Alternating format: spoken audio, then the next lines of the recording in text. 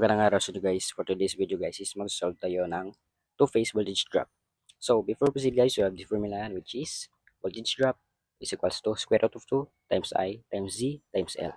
So let's identify first the meaning of this variable. So we have square root of 2, if na-compute po natin, ang value niya is 4.14. So our I is current in amperes. So we have Z or impedance. So, meron po tayong formula ng impedance guys if hindi po given yung impedance sa question. So, we have our formula is Z is equals to R squared plus X squared. Ito po ay react ng resistance. Dito po ang reactance.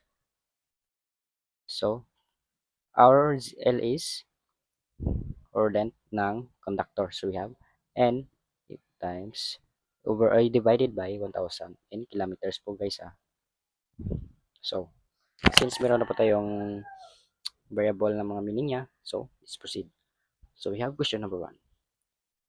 In a 2 circuit, the voltage drop is 50 volts. The current is 80 amperes and the impedance is 0.6. Find the conductor length.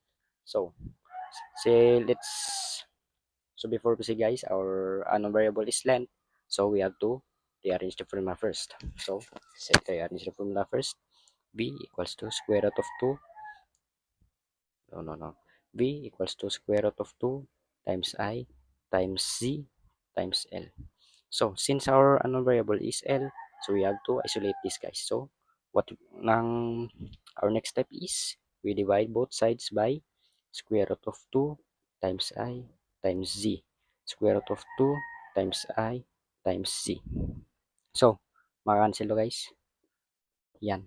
Yung matitira na lang is yung L. So, since na-isolate na po natin yung L, i-rewrite natin yung formula. So, we have L equals to V voltage drop equals square root of 2 times I times Z. So, since meron po tayong formula guys, so proceed tayo guys sa question ulit. So, we have the question now which is, in a two-phase circuit, the voltage drop is 50 volts. So, i-substitute natin yung mga values dito sa formula natin. So, we have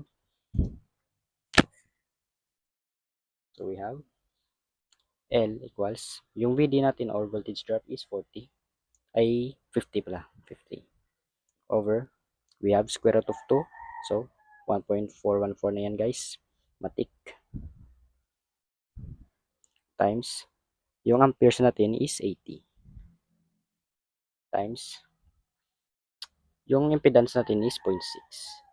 So, let's compute this guys, using a calculator, para mabilis.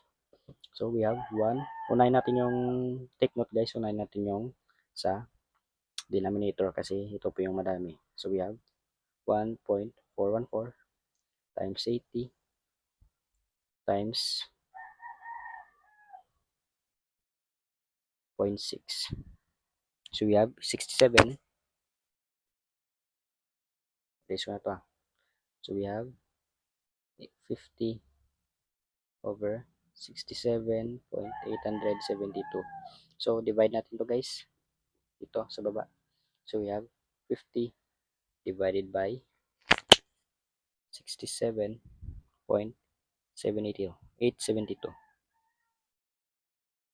872. So, we have 0 or approximately equal to 0.736 or L equal is approximately equal to 0.74. So nag-round up tayo guys kasi 6 to yung sa kabila niya. So ito po yung final answer natin guys. So 0.74 ohms per kilometer. This is our final answer for this question. So to proceed for question number 2 guys, we have, in a two-phase circuit, the voltage drop is 5 volts. The current is 25 amperes. The impedance is 0.2. Calculate the conductor length. So, same lang po guys, no? Ang ating unknown variable is yung length pa rin. So, copy natin ulit yung formula. So, we have voltage drop over square root of 2 times I times C. So balik tayo sa question guys, we have in a two-phase circuit, the voltage drop is 5 volts. So we have 5 volts, substitute natin over 1.414 times our current is 25 sa question times ang ating impedance is 0.2. So let's calculate this again. 1.414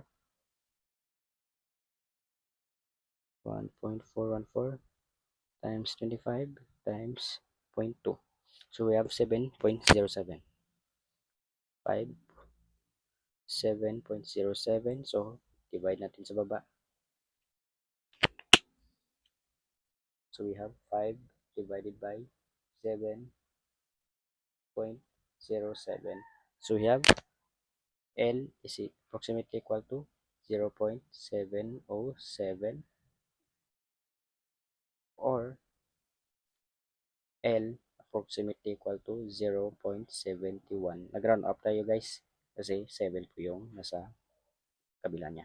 So, ito po yung final answer natin guys. L is approximately equal to 0.71 ohms per kilometer.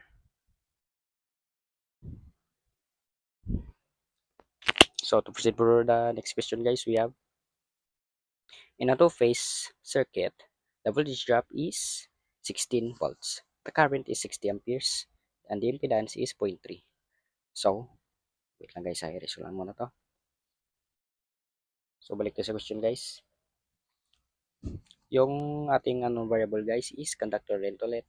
So, same formula lang po guys. So, we have L equals voltage drop over square root of 2 times I times C. So, balik tayo sa question guys. Substitute natin yung mga values niya sa formula. So, we have in a two-phase circuit, the voltage drop is 16. So, we have 16 volts. So, and then we have the current is 60 amperes. So, 1.414 na to guys times 60 times 0.3 yung impedance natin. So, calculate natin ulit using a calculator. So, we have 1.414 times 60 times 0.3. So, ang ating sagot is ito, 25452. So, we have L equals to 16 divided by 25.452. So, divide natin sa baba. So, since meron na po tayong sagot dyan, divide po natin siya.